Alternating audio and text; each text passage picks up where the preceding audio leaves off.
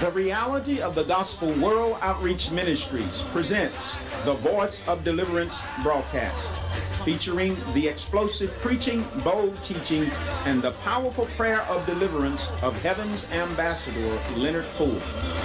Brother Ford is a minister that does what others don't, and he has a ministry that goes where others won't. He and his wife, Jessie, travel across America and around the world, preaching hope and bringing deliverance. Whether they are in the church, under the gospel tent, or on the mission field, they boldly declare that if you continue in the word, you shall know the truth, and the truth shall make you free. Now I present to you Brother Ford. Hello, beloved. This is Brother Leonard Ford, and I'm inviting you to join me and my wife, Jessie, as we celebrate 43 years of preaching hope and bringing deliverance. The celebration will be November the 4th through the 8th, right here at 9101 Lou Drive in Little Rock, Arkansas, at 7 p.m. each night. That's right, November 4th through the 8th, 7 p.m., 9101 Lou Drive. It's the celebration. Won't you join us? Hello again, friends. This is Pastor Iverson Jackson, Pastor Zoe Bible Church, Little Rock, Arkansas. And we're back again on the Reality of the Gospel Ministries TV program. We want to thank Brother and Sister Ford for allowing us this opportunity to share on their program. And again, we have with us Brother Jerry Cox from Family Council. Jerry, before all the other programs, we had someone here to make us look good. Now it's just you and I. We're in trouble. Well, we are, but hopefully people will grant us grace to be the way we are. Yeah, to be where we are, and just we'll work our way through this. We will do it. Absolutely. But you and I were talking, and what we want to talk about on this last broadcast here is talking about fatherhood. The importance of fatherhood. And here's the thing again, and I want you to share again just a little bit about Family Council and what they do. Mm-hmm. But we call God our Father. Yes, we do. Our Father. Jesus, when you pray, say, Our Father, which art in heaven, hallowed be thy name. And so that must be something really special about being a father if Jesus starts it out with our Father. Yes. Well, and at Family Council, we recognize the importance of family and really father as the linchpin in that whole thing. And that is in no way to diminish mothers in any way, but the father is that pillar of strength in the family, should be. Mm-hmm. And we recognize the importance of family because, as many have said, it's the building block of our culture. And as goes the family, so goes the culture. Absolutely. If the families are broken, then the culture is broken. And all you have to do is look around a little bit, and you see a lot of brokenness. That's right. That needs to be repaired. And in my opinion, the place where we need to start is with the fathers. Absolutely. Isn't that amazing how, and God set this up, the first person he created was his son, Adam, right, who was the first father. Right. And how important that must be to put the father in place, give the father gainful employment, give him a vision and a place before he ever brings the woman on the scene, to make that first institution, which was the institution of marriage, and therefore springing forth the family. But the father was in place first. Right. And now we are in a society, even we know that what Lyndon Johnson called the Great Society. The Great Train Wreck. And it been a great train wreck. But we already knew that and the church should have already known that was going to happen and should have not participated in that. And you were sharing just before we came on the air a story, and I would just like for you to share that because it's an amazing. You can't take the father out and think it is an amazing story. I won't use the person's name, but they are right now they're a college professor, lady, and I heard her give her testimony, and she said, "My grandfather, when I was 7 years old, took me to hear Dr. King, Reverend Dr. King, speak in Memphis at his last speech before he was assassinated." Okay. She said, as a 7-year-old, I heard his last speech. Wow. And she said, my father was a sanitation worker in Memphis. And that's why Dr. King was there. Because of the strike and all those things going on. And she said that after Dr. King was assassinated, time went on for a little while, and you mentioned the government programs and all that in the Great Society. She said all the men that he worked with in the sanitation department said, leave your family. They can get a lot more money under the government programs if you'll just leave them. Divorce your wife and leave your family. It'll be better off for them. And she said, my daddy didn't do that. Others did, but mine didn't. He stood by us. Right. And he was a father. Wow. And she said, we went to church. Mm-hmm. We went to school. Mm-hmm. We didn't tarry around in the neighborhood and get into trouble. She said today, I think there were 5 kids in the family. We all have college degrees. Wow. Some have advanced degrees. She said, life is really good because I had a father who stood by me. Wow. You know, Dr. James Dobson, and he used to have studies done all the time. And Right. I remember one in particular, I don't remember, the time frame, but I remember hearing this stat, and he said that children, if you had a married couple there, even if the father was unemployed, Right. was an alcoholic, the children felt safer just with the father being in the house, Yeah. in the home. Right. Right. And they fared better than children who didn't have a father in Right. the home. Right. Just that an alcoholic, unemployed father, the children did better with him being there. You don't have to be perfect, do you? No. You don't have to be perfect. And people think, well, I may not be a good parent. You don't have to be the best. You just got to be there, and let God work it out. And how are they judging that? Is that the children? Because children don't get into, you got to have the latest, car or Whatever. Yeah. Yeah. What they want is to be able to climb over the back of your head and, and hit you in the face. Yeah. Just play. And just play. And that doesn't cost anything but your time. I'll tell you a little story. I taught high school for 11 years before I got involved in this kind of work. And I taught in public school over in the Delta for a number of years.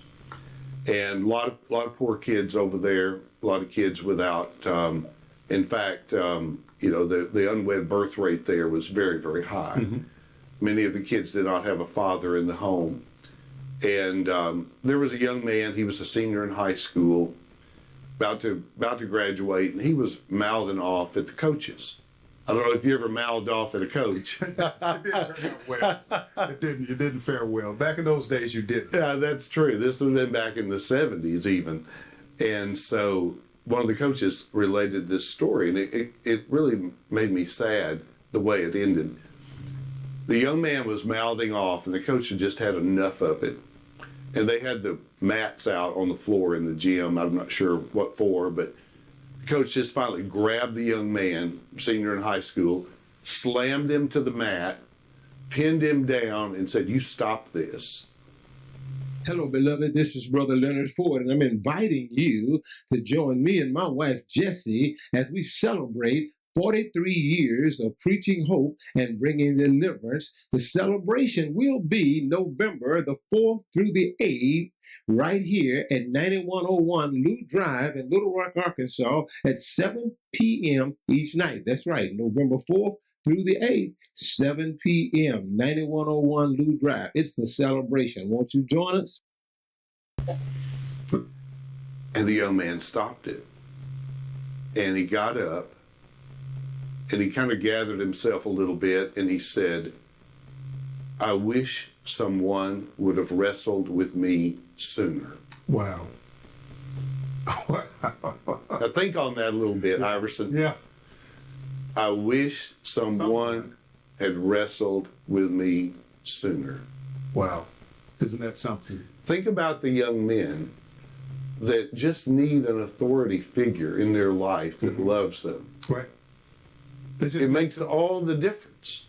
I'll share this with you. When I was working on my master's, way back in the Stone Age, and I was doing some substitute teaching, and had this little third grade class, and you know how you have to take them to different classes, and the last one in line was this young black kid, about 8 years old, and he looks up at me, and he says, "Mr. Jackson, you're the only black man teacher in this school."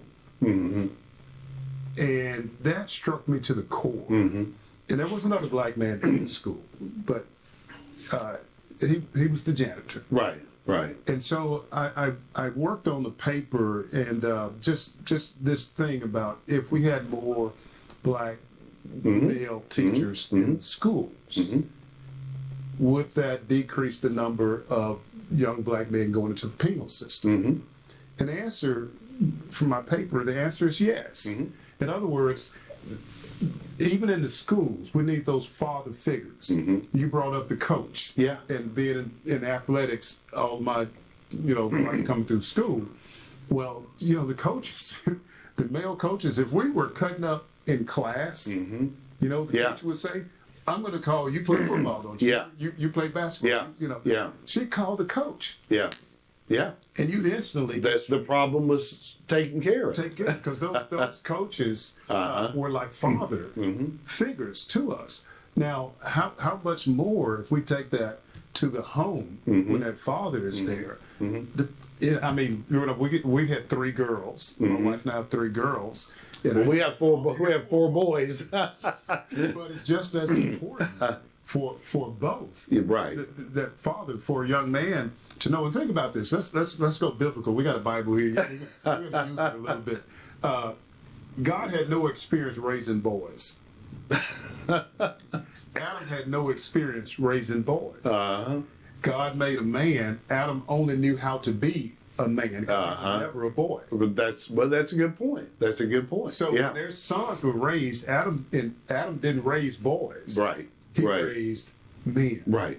And our young men need to have someone to show them how to be a man, not have to be a boy. Yeah. Because Well, a boy, you're going to just do what boys do. And that's a conviction that God impressed on me when our guys were little, is that we're not raising boys, we're raising men. Raising young men. And my wife was so touched a while back. One of our daughters-in-law took a picture of our son in the backyard playing with his boys. And she just said to my wife, "You raised a great son." Awesome. There it is right there. That's a payday. That's a payday. That's worth anything wealth and riches can bring. It is. Now, but see, the grim statistics, Iverson, are in Arkansas, nearly half the babies born this year will be born out of wedlock. About 38% of those will live and grow up in a single parent household. Hello, beloved. This is Brother Leonard Ford, and I'm inviting you to join me and my wife, Jessie, as we celebrate 43 years of preaching hope and bringing deliverance. The celebration will be November the 4th through the 8th, right here at 9101 Lou Drive in Little Rock, Arkansas, at 7 p.m. each night. That's right, November 4th through the 8th, 7 p.m., 9101 Lou Drive. It's the celebration. Won't you join us? They're being robbed. Yes. Of one of the greatest blessings, and the young men are giving up, forfeiting one of the greatest blessings that life can bring. That's right. And they don't know it. The enemy has deceived them into saying, fathers aren't necessary, this is not important, marriage doesn't matter, all of those things. And it's not true. No, it's not It's true. a big lie. And that's a deception, and I'm glad you brought that. We swung around to that point because we're talking about the importance of fathers and fatherhood.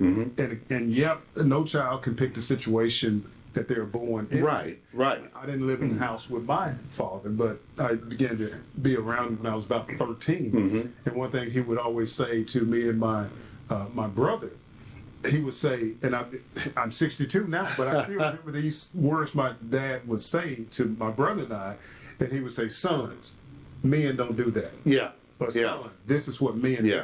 He didn't call us boys, you know, he said, "Son, this," and he taught us what men do. Right. We already knew what boys do. Right. It's natural. Boys just do the irresponsible thing, you know. To ease the way out. Yeah, sure. But he said, "This is what men do. This is the way men think." And so, fathers, you know, your situation may not be perfect. I don't think anybody's absolutely perfect. Right. But your presence and your involvement in your son's life is absolutely life and death critical.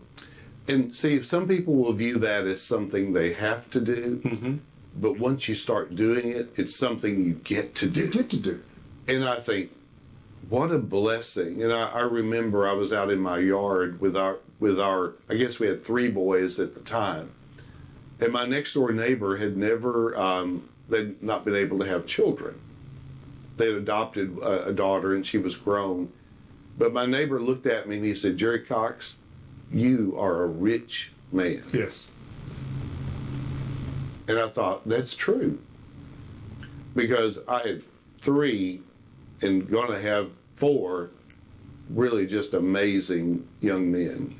And you get to raise them and you get to play with them. You get to enjoy them. And it tells you a lot about God the Father. Absolutely. Because, sorry for telling stories, but our 3rd son got all the athletic ability that God gave the entire Cox family. He just gave it to Richard. He gave it to one of my boys. It happens like that and so he played football in high school, and he was good at it. And he played wide receiver. And when the quarterback would drop back to throw the ball, he would hurl the ball down the field, and I would just be on the edge of my seat saying, "That's my son. Yes. Look at him. Yes. Watch him go. He's going to catch that ball. He's going to make a touchdown." Yes.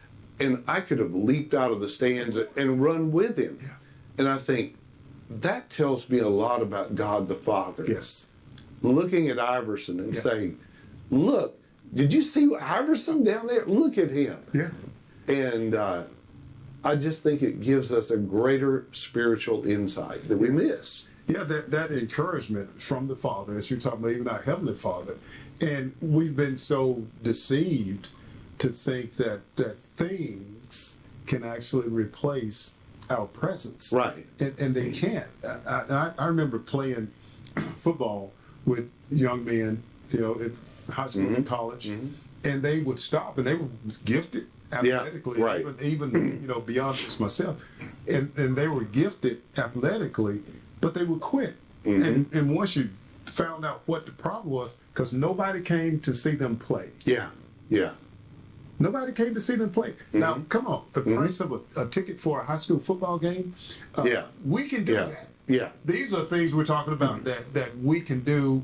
We don't have to have a big paycheck. We're talking about fathers investing your time, your presence, because that kid out there on that field or whatever they're doing, they know that someone in the stand is cheering them on. Someone is calling their number, you know, your son. Yeah. You know, that's my boy, that's my boy. And that means more than a new car, a new motorcycle, or whatever else all these things are. Just a father's presence in that child's life. It's just irreplaceable. That's exactly right. And like I said, there's so many men that forfeit that for just junk.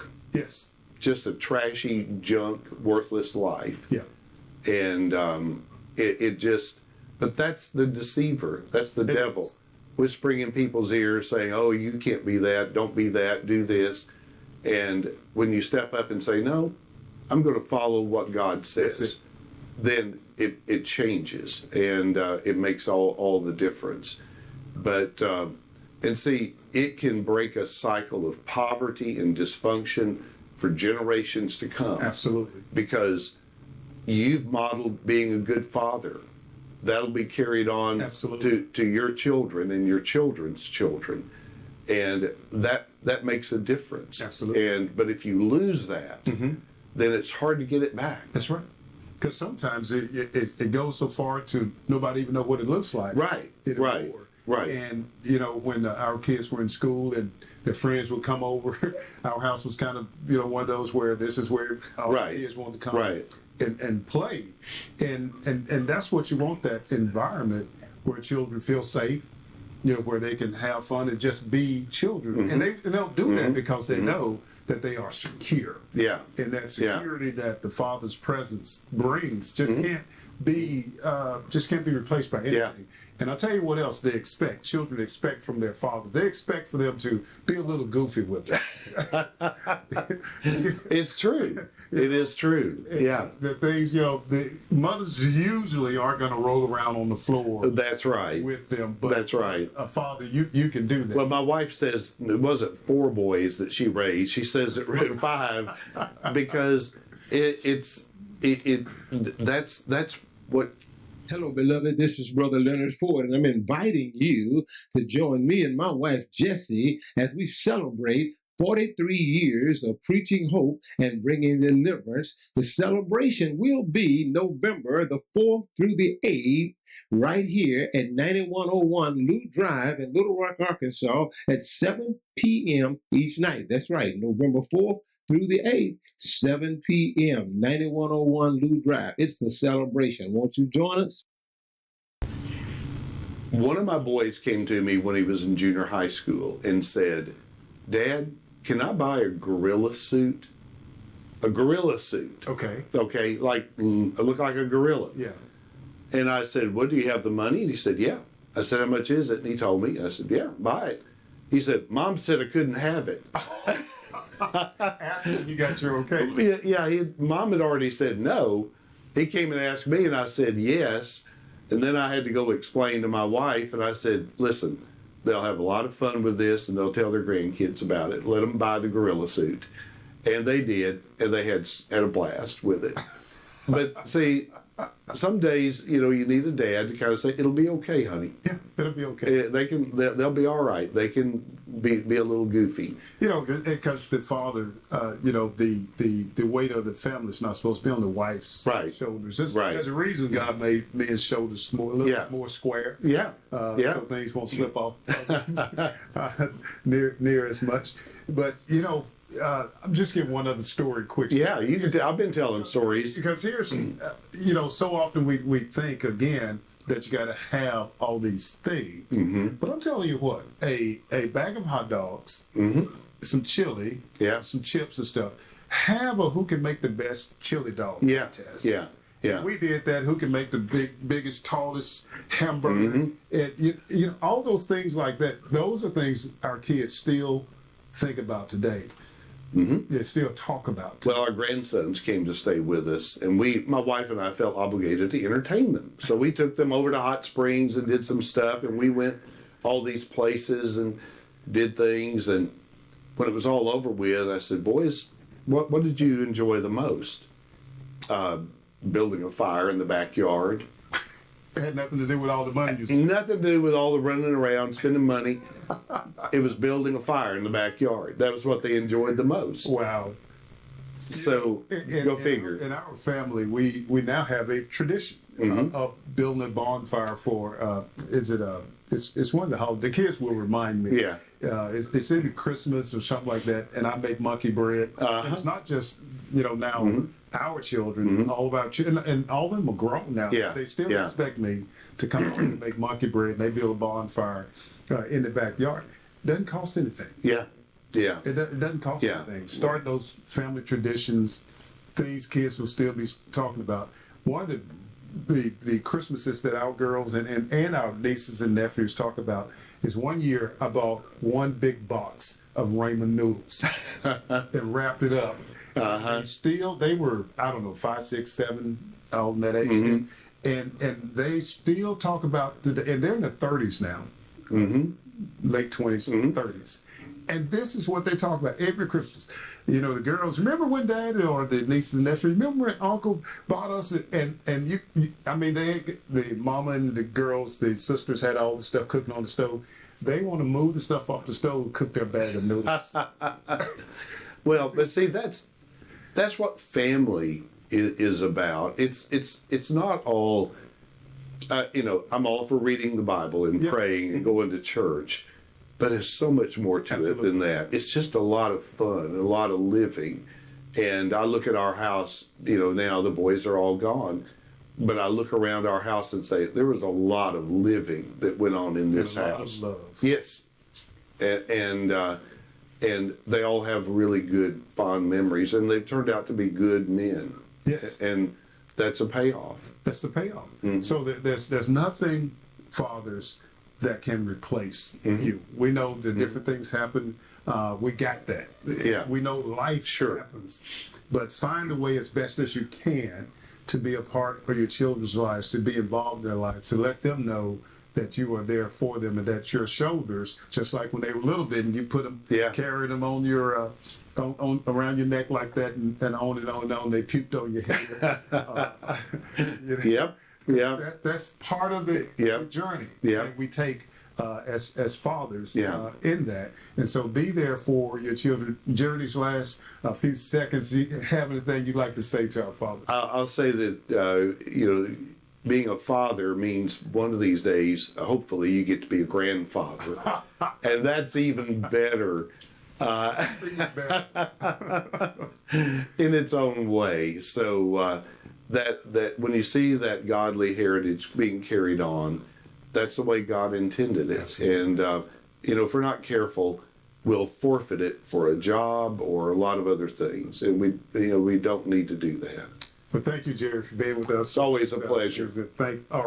Hello, beloved. This is Brother Leonard Ford, and I'm inviting you to join me and my wife, Jessie, as we celebrate 43 years of preaching hope and bringing deliverance. The celebration will be November the 4th through the 8th, right here at 9101 Lou Drive in Little Rock, Arkansas, at 7 p.m. each night. That's right, November 4th through the 8th, 7 p.m., 9101 Lou Drive. It's the celebration. Won't you join us?